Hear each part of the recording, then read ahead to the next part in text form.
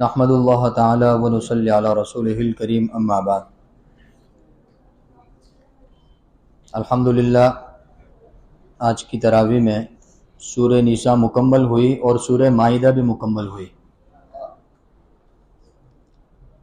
گزشتہ کل کی تفسیر میں سورہ نساء کے تعلق سے کچھ باتیں سامنے آئی تھی، اب سورہ مائدہ کے تعلق سے کچھ باتیں پیش خدمت ہیں۔ یہ سورہ مائدہ، اس میں 120 آیتیں ہیں اور 16 رکوع ہے، اور یہ سورت مدینہ المنورہ میں نازل ہوئی ہے۔ اور مائدہ کا ترجمہ عربی زبان کے اندر دسترخوان کے ہوتا ہے۔ مائدہ مطلب دسترخوان۔ اصل میں اس سورت کے اندر بالکل آخر میں جو تراویح کا آخری حصہ پڑھا گیا، اس میں حضرت عیسیٰ علیہ السلام کی جو قوم تھی بنی اسرائیل کی، عیسائی حضرات، نصارہ جن کو کہتے ہیں، تو انہوں نے حضرت عیسیٰ علیہ السلام سے جنت کے دسترخوان کی فرمائش کی تھی۔ اس واقعے کو اللہ رب العزت نے اس سورت کے اندر بیان فرمایا، اس وجہ سے اس سورت کا نام سورہ مائدہ ہے۔ اصل میں جو لوگ ماننے والے ہوتے ہیں ان کے لیے تو بغیر دلیل کے بھی اللہ رب العزت کو اور اللہ کے نبی کو ماننا آسان ہو جاتا ہے، اور نہ ماننے والوں کے لیے کہ پھر وہ طرح طرح کے مطالبے پیش کرتے ہیں، جیسے یہودی اور عیسائی کے انہوں نے اپنے وقت کے نبیوں کے سامنے بڑے بڑے مطالبے پیش کیے کہ اگر تم سچے نبی ہو تو ہم کو یہ کر کے دکھاؤ، وہ کر کے دکھاؤ، یہ معجزہ بتاؤ، یہ معجزہ دکھاؤ۔ تو اللہ رب العزت نے ایسے واقعات قرآن پاک میں نازل فرمائے ہیں، بیان فرمائے ہیں، تاکہ جو لوگ سچے دل سے اللہ رب العزت کو جاننے والے ہیں، ماننے والے ہیں، ان کو یہ بات حقیقت کے طور پر واضح ہو جائے ان کے سامنے، کہ نہ ماننے والے اگر ان کے دل میں ماننے کا جذبہ نہ ہو تو پھر ان کے سامنے معجزہ بھی پیش کر دیا جائے تب بھی وہ نہیں مانتے، برخلاف صحابہ کرام کے، اور صحابہ کرام کے بعد جو ایمان والے آئے ان کے، کہ اللہ نے ان کی تعریف فرمائی، اس کے اندر ہم بھی شامل ہیں، کہ بھائی سوائے قرآن پاک کے ہمارے پاس کوئی بھی ایسی چیز نہیں ہے کہ جس کو ہم نے اپنی آنکھوں سے دیکھا ہو اور ہم اس پر ایمان لائے ہو۔ بغیر دیکھے ہم نے اللہ رب العزت کو مان لیا، بغیر دیکھے ہم نے اللہ کے نبی صلی اللہ علیہ وسلم کو مان لیا، بغیر دیکھے ہم نے تمام کتابوں کو، تمام نبیوں کو، تمام فرشتوں کو، اللہ رب العزت کی کہ مخلوقات ہے اس کو ہم نے مان لیا، ہمیں مان لیا ہے، یہ اللہ کا احسان ہے۔ اب بنی اسرائیل کے اندر یہ صفت نہیں تھی، وہ کہتے تھے کہ ہم اپنی آنکھوں سے دیکھیں گے تو مانیں گے۔ حضرت عیسیٰ علیہ السلام نے جب ان کو سمجھایا، اللہ نے اس کا تذکرہ فرمایا کہ اذ قال اللہ، کہ وہ وقت قابل ذکر ہے کہ جب اللہ رب العزت نے حضرت عیسیٰ علیہ السلام سے فرمایا کہ اے عیسیٰ اپنی قوم کے سامنے میری ان نعمتوں کا تذکرہ کرو جو میں نے تم پر کی ہے۔ کیا نعمت فرمائی حضرت عیسیٰ پر اور حضرت عیسیٰ علیہ السلام کی والدہ حضرت مریم پر؟ اللہ پاک فرماتے ہیں کہ اذ ایدتک بروح القدس، کہ ہم نے تمہاری روح قدس کے ذریعے مدد فرمائی۔ کہ حضرت عیسیٰ علیہ السلام بغیر باپ کے پیدا ہوئے، یہ اللہ رب العزت کی جانب سے بہت بڑا معجزہ ہے نا، کہ دنیا میں انسان کے آنے کا جو طریقہ ہے وہ طریقے سے ہٹ کر اللہ رب العزت نے حضرت عیسیٰ علیہ السلام کو دنیا میں وجود پذیر فرمایا، تو یہ بہت بڑا معجزہ تھا۔ تو عیسائیوں کے لیے یہی بات بہت غنیمت والی ہونی چاہیے کہ بھئی اللہ رب العزت نے اتنا بڑا کارنامہ کہ ہمارے زمانے میں ہمارے سامنے پیش فرمایا کہ بغیر باپ کے حضرت عیسیٰ علیہ السلام کو اللہ رب العزت نے دنیا میں مبعوث فرمایا۔ ایک بات تو یہ تھی۔ دوسری بات تکلم الناس فی المہد وکہلا، حضرت عیسیٰ علیہ السلام کی خاصیت یہ تھی کہ وہ حضرت مریم رضی اللہ تعالی عنہا جب اپنی قوم کے پاس آئی تو ان کے ہاتھ میں بچہ تھا، وہ حضرت عیسیٰ علیہ السلام تھے، تو ان کی قوم کہنے لگی کہ اے مریم تم نے کیا کیا، یا اخت ہارون ما کان ابوک امرأ سوء وما کان ابوک امرأ سوء، کہ آپ کے والد تو برے نہیں تھے اور نہیں آپ کی والدہ بری تھی، پھر یہ آپ کے ہاتھ میں بچہ کہاں سے آیا؟ کہنے کا مطلب کہ یہ آپ کسی زنا کر کر آئی ہے یا غلط کام کر کے آئی ہے۔ حضرت مریم رضی اللہ تعالی عنہا خاموش رہی تھی، اور انہوں نے حضرت عیسیٰ علیہ السلام جو چھوٹے بچے تھے گہوارے میں تھے ان کی طرف اشارہ کر دیا، تو وہ کہنے لگے قالوا کیف نکلم، کہ بھائی چھوٹا سا بچہ فی المہد صبیہ، وہ گہوارے میں وہ کیسے بات کر سکتا ہے؟ تو وہ جیسے انہوں نے یہ بات بولی کہ وہ کیسے بات کر سکتا ہے، ایسے ہی حضرت عیسیٰ علیہ السلام بولنے لگے اور کہنے لگے انی عبد اللہ، میں اللہ کا بندہ۔ چھوٹا سا بچہ گہوارے میں ہو، جھولے میں ہو، اور وہ بولنے لگے، یہ بہت بڑا معجزہ ہے۔ انی عبد اللہ آتانی الکتاب، کہنے لگے کہ اللہ کی جانب سے مجھے کتاب دی گئی ہے۔ اب چھوٹا سا بچہ کہے کہ مجھے کتاب دی گئی ہے، یہ معجزے کے علاوہ کیا ہو سکتا ہے گا؟ تو اللہ رب العزت نے اسی طرف اشارہ فرمایا تکلم الناس فی المہد، کہ اے عیسیٰ ہم نے تمہیں وہ دولت نوازی کہ تم گہوارے کے اندر لوگوں سے گفتگو کرتے تھے، اور وَإِذْ عَلَّمْتُكَ الْكِتَابَ وَالْحِکْمَةَ، اور بچپن ہی میں ہم نے تم کو کتاب اور حکمت کی باتیں عطا فرمائی تھی۔ وَالتَّوْرَاةُ وَالْإِنجِيلَ، تورات کا علم بھی عطا فرمایا تھا جو کہ حضرت موسیٰ علیہ السلام پر نازل ہوئی تھی، اور انجیل کا بھی علم حضرت عیسیٰ علیہ السلام کو اللہ پاک نے عطا فرمایا تھا۔ اور تیسری چیز اللہ پاک نے کیا ارشاد فرمائی، وَإِذْ تَخْلُقَ مِنَ الطِّينِ كَهَيْئَةِ الطَّيْرِ، کہ اے عیسیٰ ہم نے تم کو یہ طاقت دی ہے کہ تم مٹی کے جو چھوٹے چھوٹے کھلونے ٹائپ جیسے وہ ہوتے ہیں نا پرندے، تو ایسے مٹی کے پرندے بناتے حضرت عیسیٰ علیہ السلام، اور اس میں پھونک مارتے تو فَتَنْفُخُ فِيهَا فَتَكُونُ طَيْرًا بِإِذْنِهِ، تو وہ کیا بن جاتے؟ زندہ پرندے بن جاتے۔ مٹی کے پرندے بنا کر اس میں پھونک مارتے تو وہ کیا بن جاتے؟ زندہ پرندے بن جاتے۔ یہ اللہ رب العزت کی جانب سے حضرت موسیٰ علیہ السلام کے لیے بڑا معجزہ ہے۔ یہ سب معجزے اللہ رب العزت حضرت عیسیٰ علیہ السلام کے بیان فرما رہے ہیں۔ اور پانچواں معجزہ کیا بیان فرمایا؟ وَتُبْرِئُ الْأَكْمَحَ وَالْأَبْرَصَ، کہ جو پیدائشی اندھا ہو یا جو پیدائشی کبڑا ہو، جس کی پیٹھ جھکی ہوئی ہو اس کو کبڑا کہتے ہیں، یا جو برس کی بیماری کے اندر مبتلا ہو، جس کے اندر کوڑ کی بیماری جس کو کہتے ہیں، حضرت عیسیٰ علیہ السلام کو اللہ پاک نے معجزہ عطا فرمایا تھا کہ اس کے سر پر ہاتھ پھیرتے وہ دیکھنے والا ہو جاتا، اس کی پیٹھ پر ہاتھ پھیرتے وہ بالکل چکا چوند تندرست ہو جاتا، بالکل طاقتور ہو جاتا۔ تو اللہ رب العزت فرماتے کہ ہم نے آپ کو یہ معجزہ عطا فرمایا۔ ساتواں معجزہ، دو معجزے، یہ ساتواں معجزہ اِذْ تُخْرِجُ الْمَوْتَى بِإِذْنِی، کہ قبر کے اندر جو مردے ہوتے تھے حضرت عیسیٰ علیہ السلام کہتے تھے قُمْ بِإِذْنِ اللَّهِ، تو وہ کھڑے ہو جاتے تھے، تو مردے زندہ ہو جاتے تھے حضرت عیسیٰ علیہ السلام کے اس جملے پر۔ یہ بھی اللہ کی جانب سے کیا تھا؟ معجزہ تھا۔ وَإِذْ كَفَفْتُ بَنِي إِسْرَائِيلَ عَنْكَ إِذْ جِئْتَهُمْ بِالْبَيِّنَاتِ، کہ ہم نے تمہاری بہت مدد فرمائی جب حضرت عیسیٰ علیہ السلام کے حواریوں نے کچھ معجزے طلب کیے، اللہ کی جانب سے معجزے دیے گئے۔ اتنے سارے معجزے بیان فرمانے کے بعد، اتنے سارے معجزے عطا کرنے کے بعد، پھر بھی بنی اسرائیل جو تھے وہ ماننے کے لیے تیار نہیں تھے، کہنے لگے کہ ہم بالکل صدق دل سے تم پر ایمان لانا چاہتے ہیں۔ تو اللہ رب العزت نے اس واقعے کی طرف اشارہ فرمایا کہ اِذْ قَالَ الْحَوَارِيُّونَ، جب ان کے حواریوں نے کہا یا عیسیٰ ابن مریم، اے مریم کے بیٹے عیسیٰ، هَلْ يَسْتَطِيعُ رَبُّكَ، کیا کہہ رہے؟ هَلْ يَسْتَطِيعُ رَبُّكَ، کیا تمہارا پروردگار طاقت رکھتا ہے أَن يُنَزِّلَ عَلَيْنَا مَائِدَةً مِّنَ السَّمَاءِ، کہ آسمان سے ہم پر دسترخوان نازل کر دے۔ دیکھو اتنے سارے معجزے اللہ پاک نے حضرت عیسیٰ علیہ السلام کو عطا فرمائے، پھر بھی بات ان کی سمجھ میں نہیں آئی۔ پتا چلا کہ ماننے کا موڈ تھا ہی نہیں، ان کا جذبہ تھا ہی نہیں۔ ماننے والے کے لیے تو ایک دلیل بھی کافی ہے، اور نہ ماننے والے کے لیے کہ 1000 دلیلوں کے دفتر کیا ہے کہ بیکار ہے، وہ نہیں مانے گا اس کو۔ تو اتنی ساری اللہ رب العزت نے دلیلیں اور معجزے بیان فرمائے، پھر بھی کہہ رہے کہ کیا آپ کا پروردگار طاقت نہیں رکھتا ہے؟ اب نسبت بھی کس کی طرف کی؟ اللہ کی طرف کی۔ کسی بندے کو یہ اس کا یہ شیوا تھوڑی ہے کہ وہ اپنے خالق کی طرف استطاعت کی نسبت کرے کہ کیا اللہ کی طاقت ہے؟ تو یہ جملہ انہوں نے استعمال کیا کہ اے عیسیٰ، کیا تمہارا رب یہ طاقت رکھتا ہے؟ کیا تمہارے رب کی استطاعت ہے؟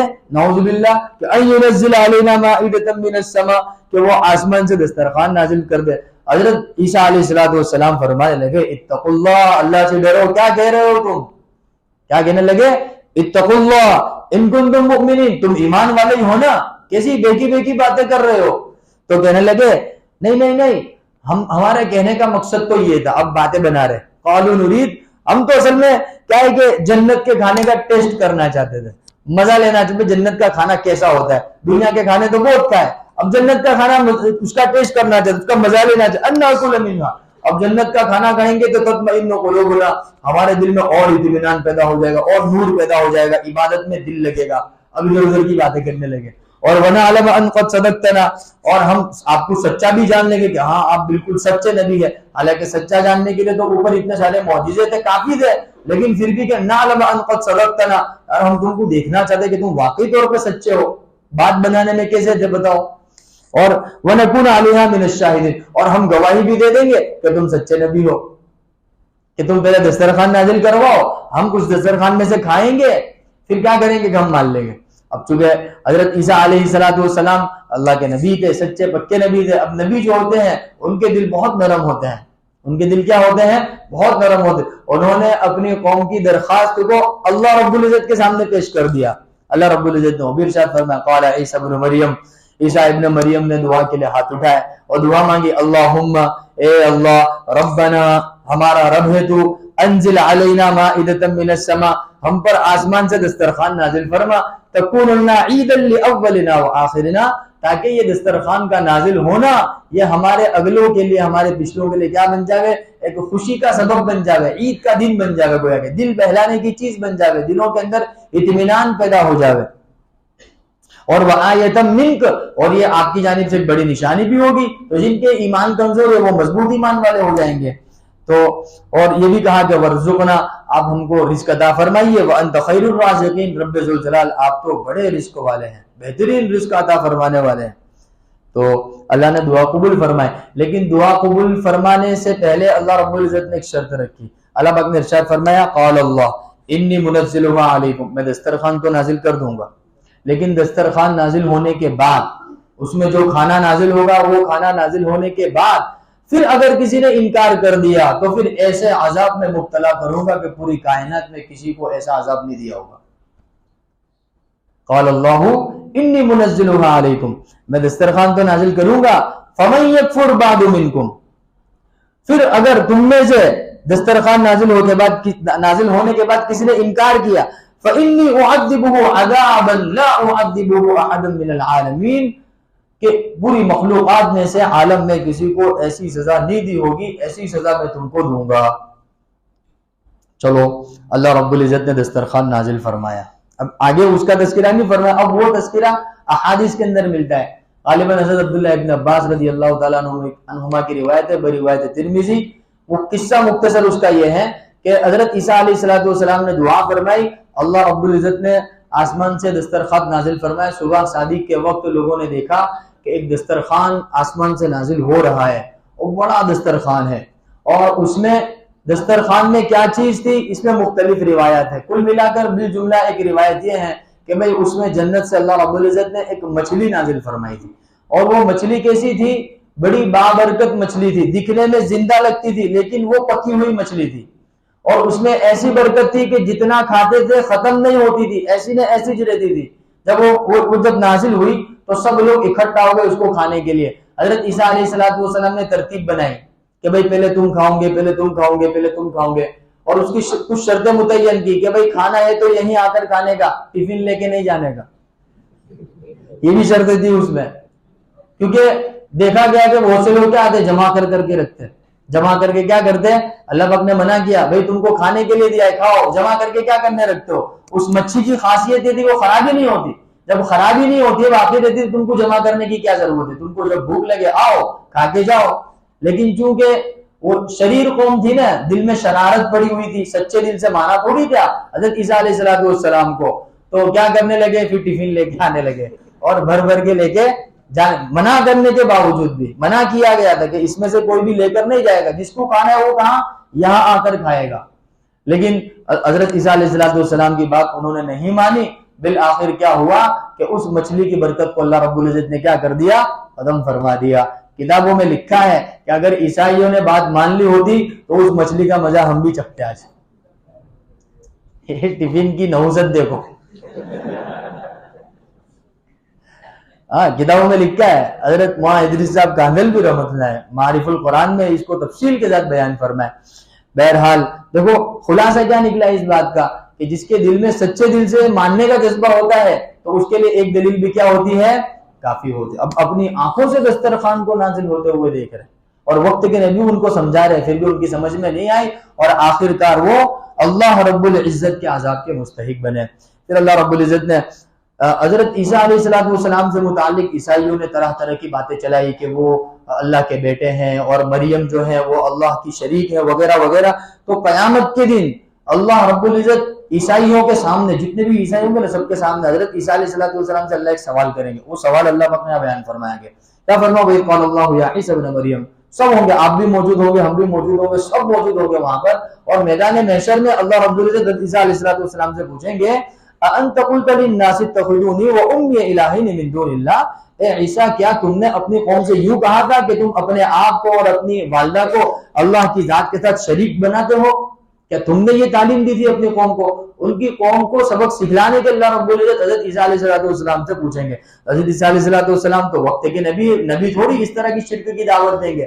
وہ کہیں گے سبحانک یا رب ذوالجلال، آپ کی ذات تو پاک ہے. ما یکون لی ان اقول، میری کہاں اتنی طاقت کہ میں یہ بات کہوں. ولا اعلم ما فی نفسک، اور نہیں میرے دل میں یہ بات تھی، نہ مجھے یہ کہنے کا حق ہے. آپ تو انک انت علام الغیوب، آپ تو بہترین جاننے والے، تمام غیب کے علوم آپ کے پاس ہے.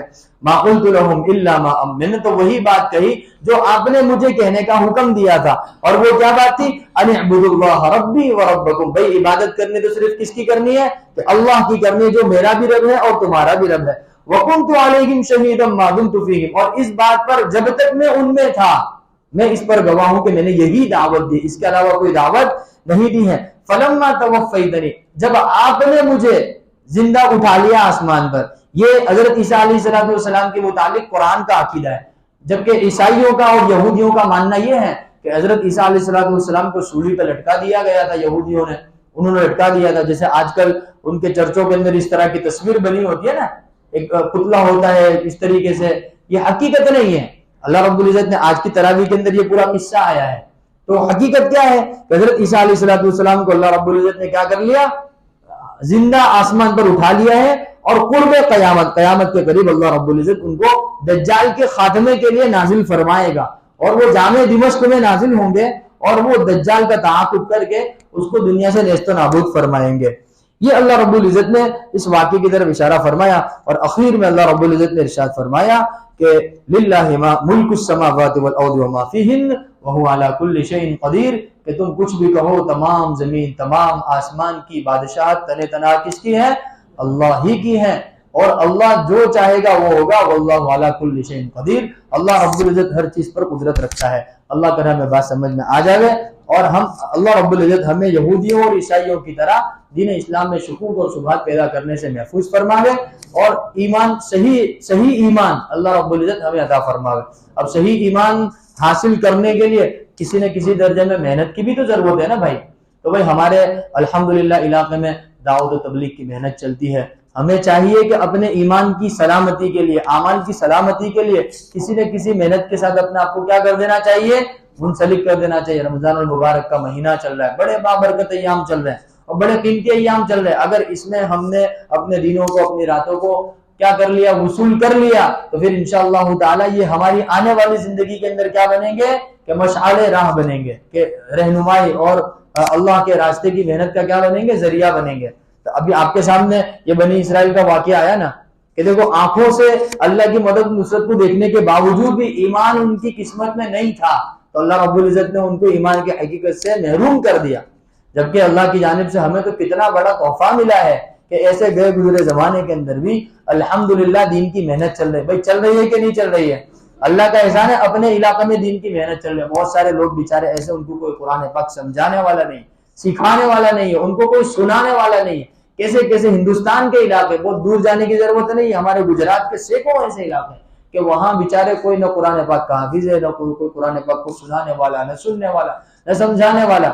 تو اللہ کے فضل و کرم سے دعوت و تبلیغ کی محنت کی برکت سے یہ جو روشنی نظر آ رہی ہے، ہماری بھی ذمہ داری بنتی ہے کہ ہم بھی اس راستے کے اندر کسی نہ کسی درجے میں وقت لگائے. سب ارادہ کرتے ہیں انشاءاللہ تعالی کہ بھائی جب بھی موقع ملے گا انشاءاللہ تعالی، جیسے ابھی موقع ہے رمضان المبارک کا، تو دین کو اور ایمان کی محنت کو سیکھنے کے لیے انشاءاللہ تعالی 3 دن 40 دن 4 مہینہ جو بھی ہوگا انشاءاللہ وقت لگائیں گے نا. اللہ رب العزت قبول فرمائے.